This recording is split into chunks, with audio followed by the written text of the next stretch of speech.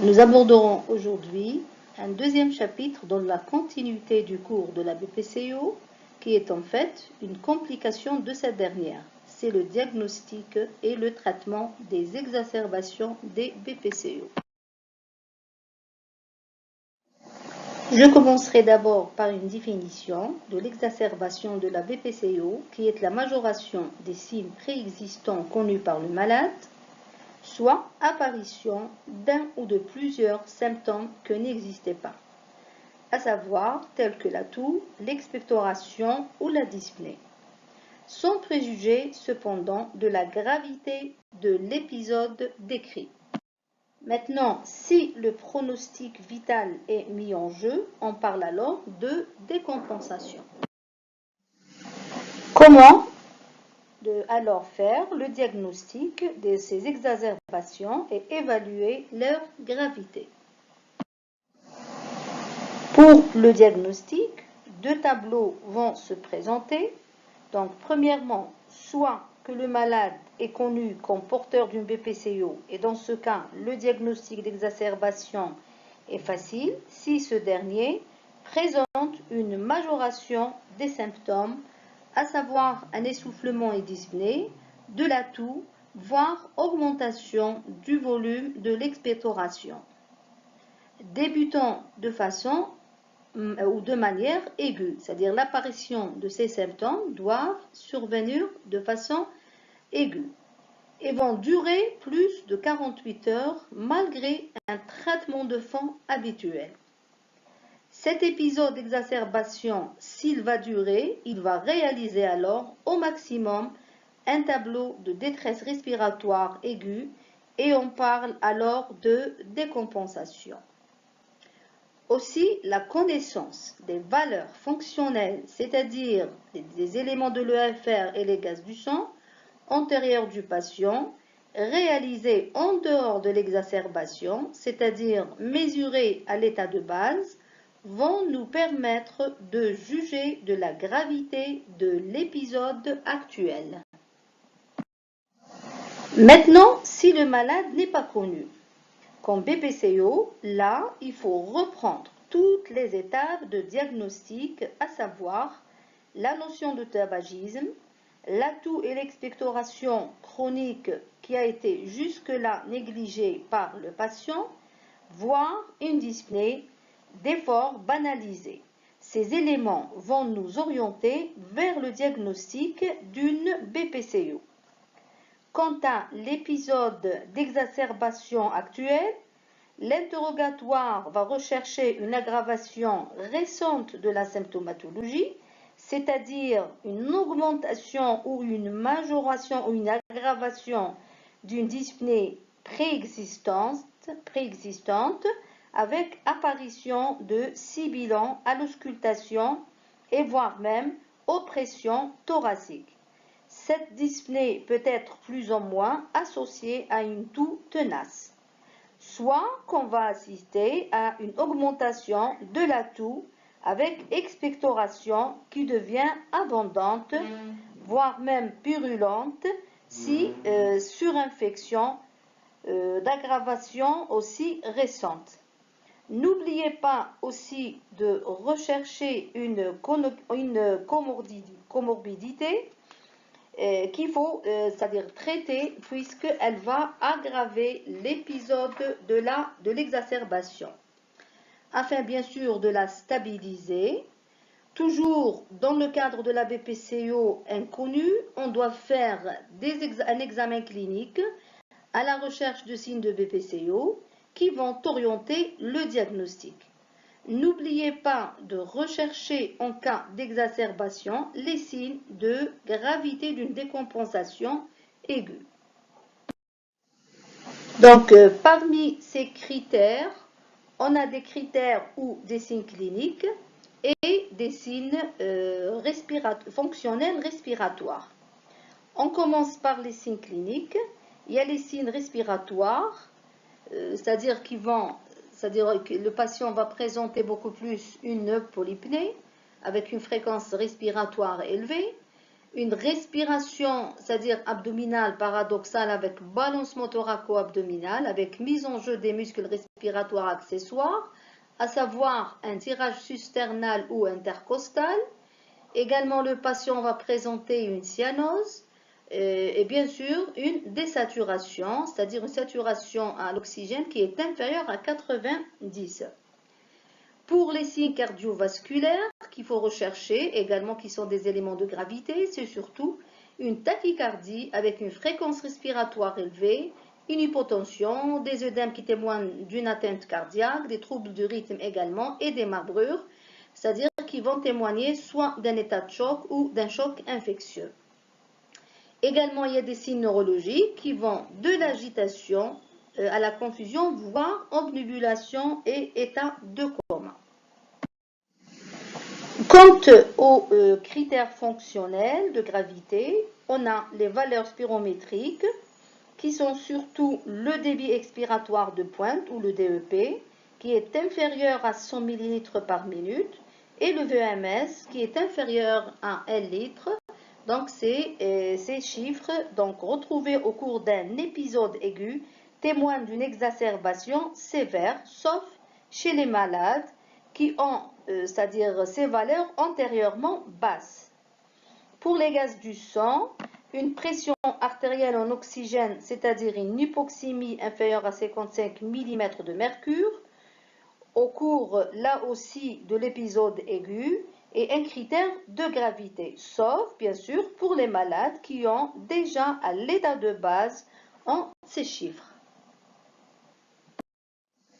Donc après la définition et le diagnostic et l'évaluation de la gravité de l'exacerbation, on va voir les facteurs de risque de survenue d'une décompensation grave de la BPCO. Donc, ceux-ci sont fonction surtout de la maladie initiale, c'est-à-dire la maladie de fond. Plus le stade de la BPCO est sévère, plus le risque de survenue d'une décompensation grave est important. Il y a aussi la notion d'un épisode similaire, c'est-à-dire d'exacerbation, récent et dont l'évolution a été défavorable. Donc le patient doit être pris en charge correctement. Et bien sûr, il faut bien le surveiller. Un autre élément, un autre point de risque, c'est le nombre d'exacerbations au cours de l'année quand celle-ci dépasse 3 par année. Les malades avec une colonisation bactérienne aussi ont un risque important, surtout par des germes résistants tels que le Pseudomonas aeruginosa, qui répondent mal au traitement antibiotique et donc risquent de faire des décompensations qui vont s'aggraver rapidement. Il y a aussi les valeurs du gaz du sang, j'ai déjà cité, donc l'hypoxémie importante et l'hypercapnie supérieure à 45 mm de mercure sont c'est des éléments de risque. Il y a aussi la dénutrition, surtout quand le patient a une BMI ou un indice de masse corporelle inférieur à 21. Ceci est un élément de mortalité importante dans la BPCO. Ainsi, le fait d'être confiné à la maison, sans bouger, avec tous les facteurs de risque thromboemboliques, sont souvent des risques importants. Il y a aussi l'âge des patients. Il y a les patients aussi sous corticoïdes au long cours. Et bien sûr, l'association à des comorbidités, c'est-à-dire qui vont donc demander, c'est-à-dire dont on doit stabiliser pour éviter donc le passage vers une décompensation d'une exacerbation simple. Et on n'oublie pas aussi la cause proprement dite de l'exacerbation. Par exemple, si le malade fait une embolie pulmonaire sur un poumon déjà détruit, c'est-à-dire emphysémateux important, et donc le pronostic va être très grave puisqu'il va y avoir une hypoxie importante. Donc la prise en charge de cette exacerbation doit se faire en parallèle avec la prise en charge thérapeutique pour ne pas retarder la prise en charge. Parmi les causes donc, ou les facteurs déclenchants de l'exacerbation et de la décompensation, on a surtout la surinfection bronchique.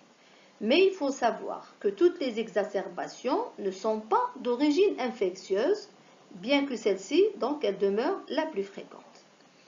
Parmi donc, les infections, on a surtout les surinfections d'une bronchite virale, et les germes donc qu'on va retrouver le plus, c'est surtout le streptocoque, l'hémophilus, mais d'autres germes peuvent être donc retrouvés, d'autant plus que le patient a été hospitalisé. C'est-à-dire plus le patient a été hospitalisé à plusieurs reprises, plus il va y avoir un risque d'avoir un nombre important qui va coloniser les bronches et bien sûr entraîner des infections.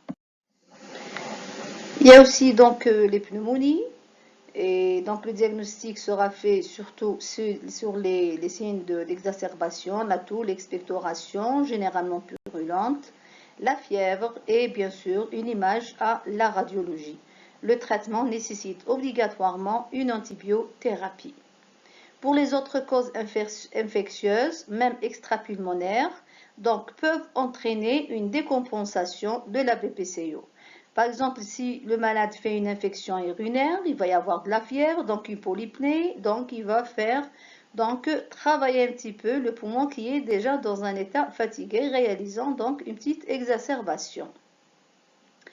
Les autres causes, donc l'embolie pulmonaire, et donc le diagnostic généralement dans des exacerbations graves qui évoluent rapidement vers une décompensation si le traitement n'est pas donc établi rapidement.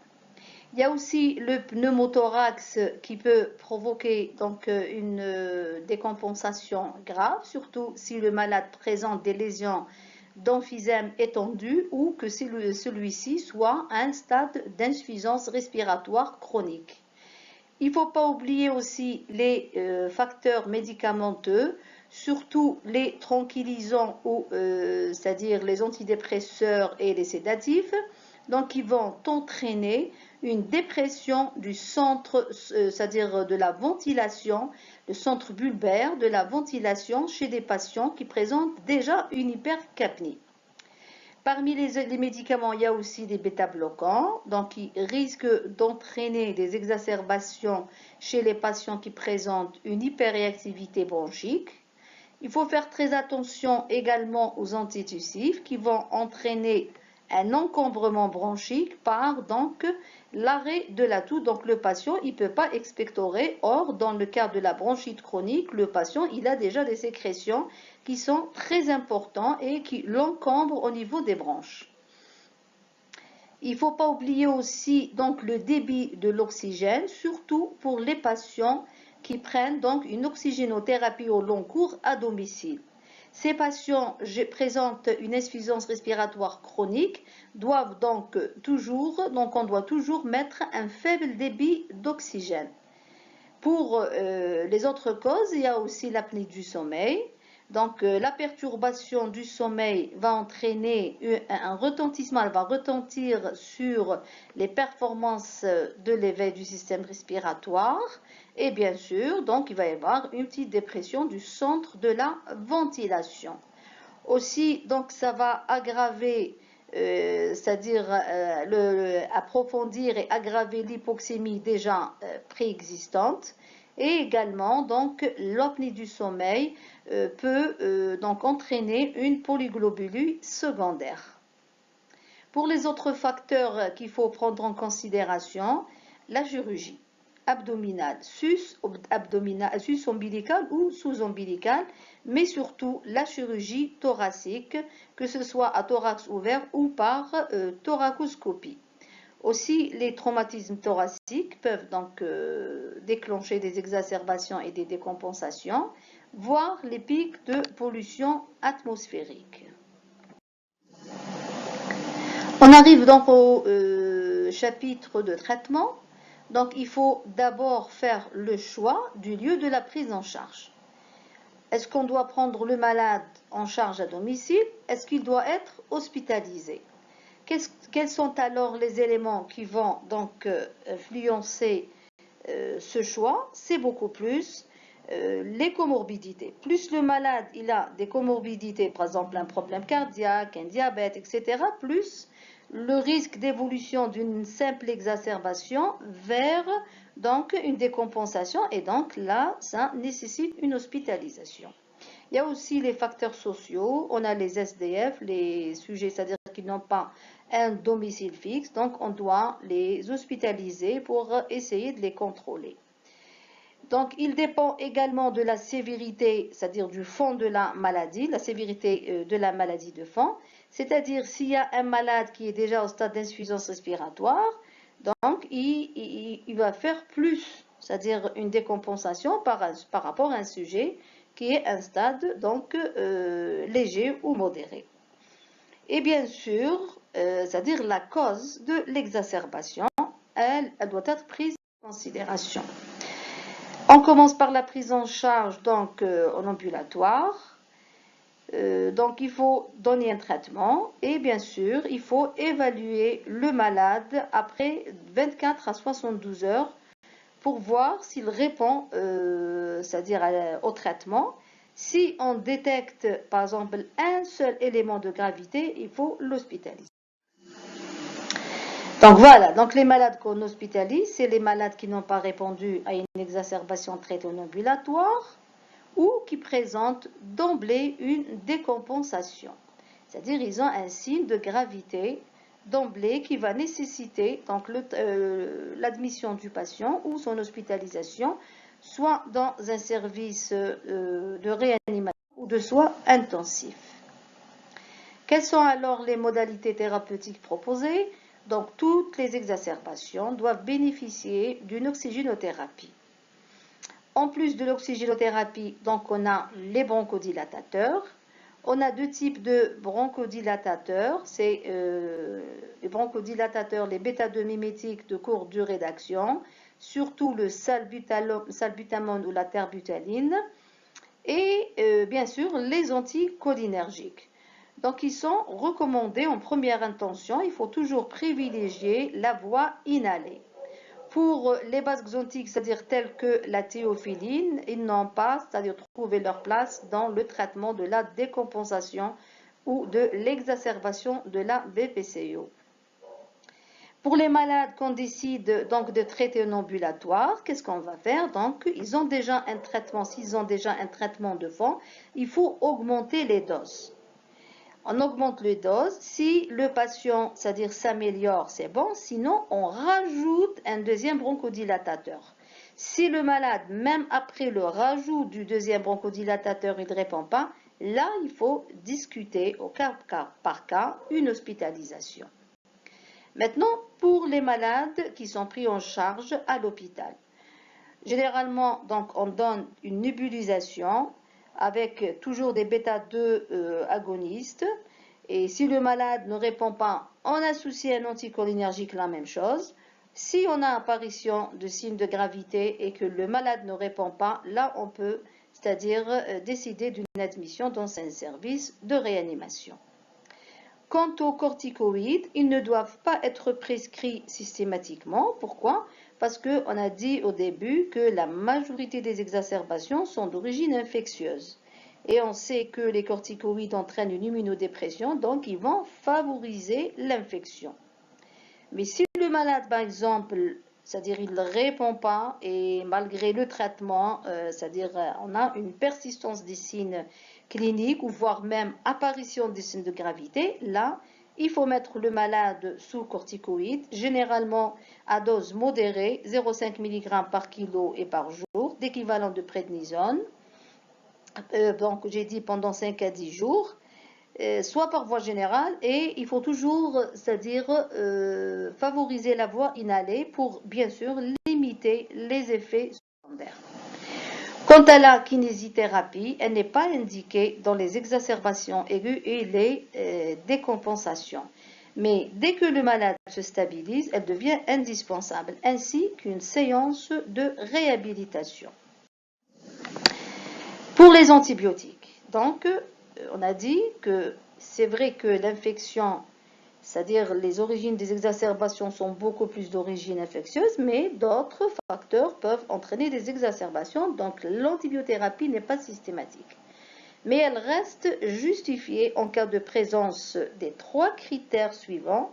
L'augmentation du volume, c'est-à-dire il va y avoir une augmentation du volume des expectorations, et c'est-à-dire s'il y a un changement de couleur dans l'expectoration qui était muqueuse et elle va devenir purulente, soit qu'il y a une majoration de la dyspnée. Ces signes ou ces critères sont appelés les critères d'Anton-Nissen. Si on a les 3 critères, on est en droit de mettre d'emblée le malade sous antibiothérapie.